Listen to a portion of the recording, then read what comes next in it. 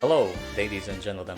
With the release of the new Fate collab on honkaistarrail, both games' lore have now been intertwined in some way, and many elements of Fate will seemingly make an appearance in the new version to the delight of the gacha Fate fans whose brain has been molded, or some would say rotted, by Fate Grand Order. The many things from Fate that will show up in Starrail include the main system of servants and masters, Saber hiding her own weapon and therefore the name system, Archer being the bone of his sword, and many more. But there's certain things about Fate that are just too iconic to leave out. Material from the original source that is simply too priceless and foundational to the massive franchise we know today. It wouldn't be too much of a stretch to say that Fate would not exist in its form today without one simple thing. Mana transfer. If you are unaware of what mana transfer is, it's the process in which two people, usually a master and a servant, swap their mana towards each other. This involves bodily fluids, like, blood, so bloodletting is allowed, but also sweat, saliva, and, In more recent times, you can simply use mental synchronization like you're an avatar, or hold hands in a creepy circle, but this is a Fate Stay Night collab, so we will take the absolute original definition of the mana transfer concept as reluctantly exhibited and heavily retconned by Nasu, the original writer. I know this video is just for fun. With this rule in mind, I thought it would be interesting to apply the concepts of mana transfer and how well Starrail characters can really utilize it. So, let's get started, shall we?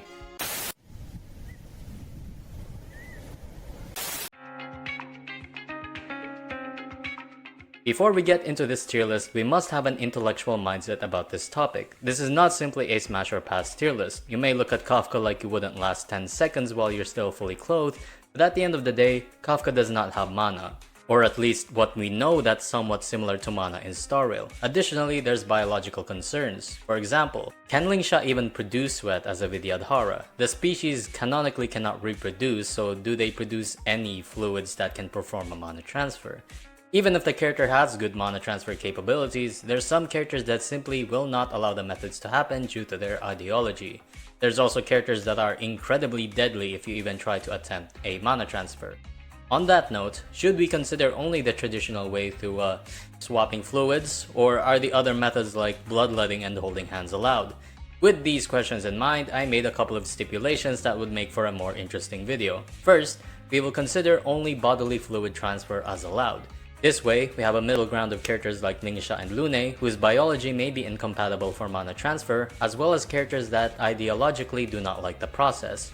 We will also create a section for characters that are health hazards to meet this process, a section for the average character of course, a section of characters that can have better mana on average, and obviously the most impressive mana transfer characters, or the GOATs. With the structure of the tier list now defined, let's get into the trickiest detail of this entire video and what will probably cause a war in the comment section.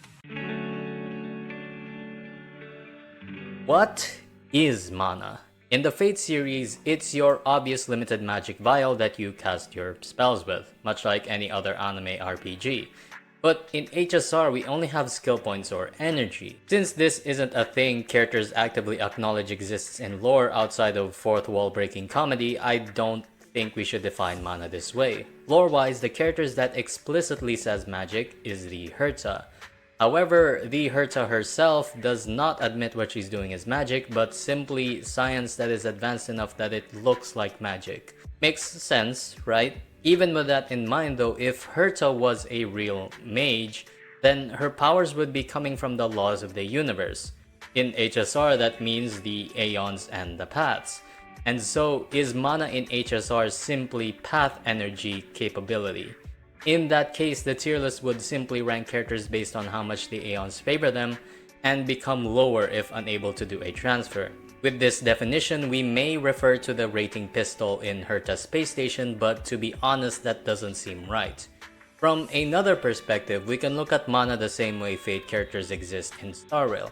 Because from what we know so far, Saber and Archer only exist in Penacony, and we are unsure if they can even leave or exist in the real world. If this is the case, then Saber and Archer are similar to Misha in a sense that they are made purely out of memoria.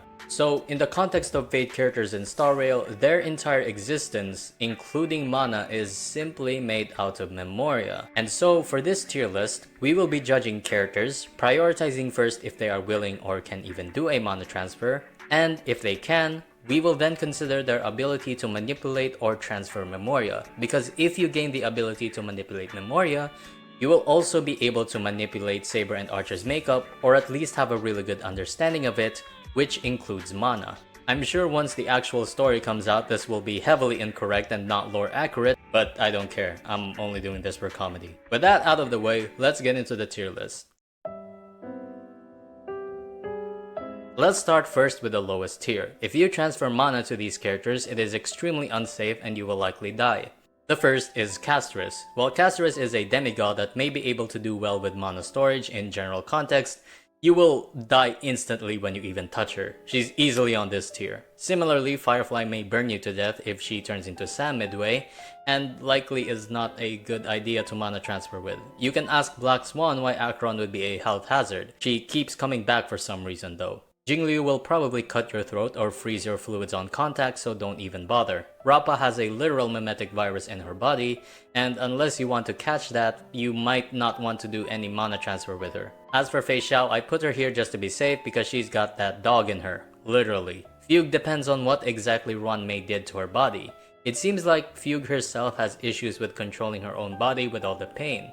If this constitutes into burning her partners during mana transfer, then much like Firefly, she may be a health hazard.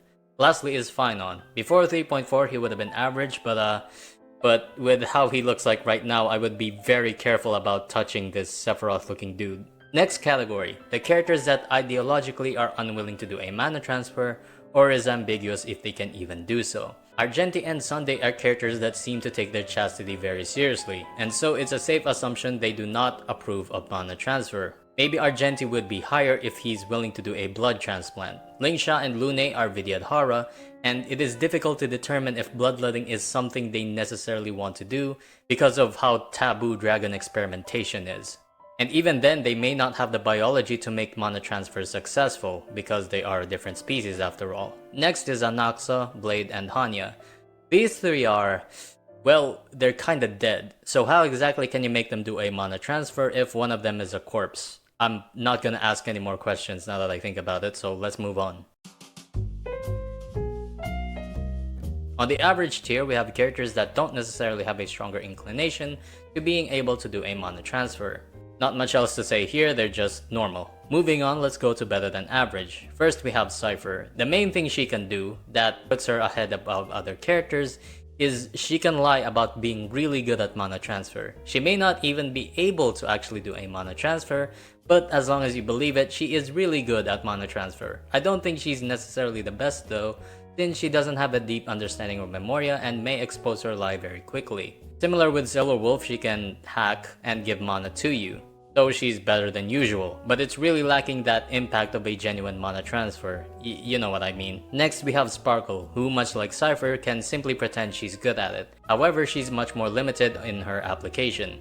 She can transform to someone like Saber and possibly get more mana transfer efficiency due to pretending to be someone else that the other person likes and thus make the other person give more effort to the mana transfer. The disguise may not always work though, that's really the problem here. And Sparkle doesn't have too much mastery in Memoria to really be a mana transfer goat. Next is Shui and Buto.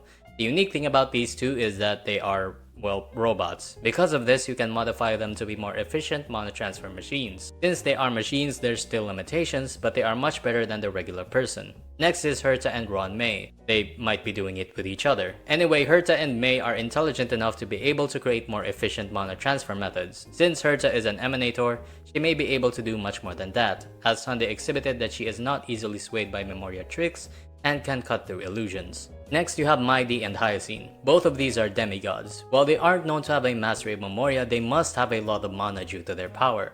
Due to the sheer amount of mana, they are better than average. Lastly, Fu Xuan.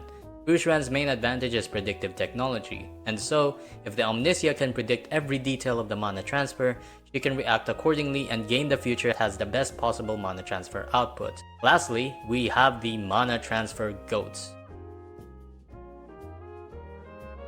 These are characters that have fully embraced and mastered the concept of Memoria to do great feats that may include mana transfer, and do not have any limitations whatsoever that disallow them from being a mana transfer candidate. The first of this exclusive line is Black Swan. She is a memo keeper and has obviously powerful abilities to manipulate and transfer memoria. If you were to pick any character to do a mana transfer with, I think Black Swan is a choice you can't go wrong with. Just ask Acheron. Next is Gallagher. This is a strange one. Gallagher is not a real person, however the person that created him is extremely powerful, creating Sleepy and an entire area away from most of Penacony. The skill of Gallagher's creator on the subject of Memoria has to be quite impressive for that to happen. The Gallagher entity itself should be able to have the same knowledge to produce a good mana transfer compared to everyone else. Next is March 7th. Her powers, truth be told, are still ambiguous and we don't have the full scope of it, but with the recent Amphoria's plotline, I don't think it's unreasonable to assume she has some form of Memoria control. Even during the Rappa arc of Penacony, she was able to do dream-weaving tasks instinctually and akins it to making her shields, which she does all the time. With all the mystery surrounding her and Remembrance and Memoria, I think she deserves this top spot. At worst, she's better than average once her lore actually comes out. Lastly is Remembrance MC. I don't think I need to say anything more than that. With how the Aeons seem to focus on them specifically and with the nature of being this game's protagonist, the protagonist is probably gonna get a canonical mana transfer scene in the game. I'm not joking, by the way. It would probably be the modern save version, but either way they have the best chance of being the ones to actually do it in-game officially. So I think they deserve this top spot. So yeah, that's the entire tier list. Let me know what you think about this tier list. I got brain damage while making it and somehow not getting this age restricted on my script. But thank you guys for watching. If you agree or disagree on this tier list, please comment down below so we can have very disingenuous intellectual conversations about fake lore that will inevitably fly by for most people for being inside jokes. Anyway, I'll see you guys later. And remember, people die when they are killed, so don't do it. Oh, by the way, join my membership if you want early access to videos. Bye bye.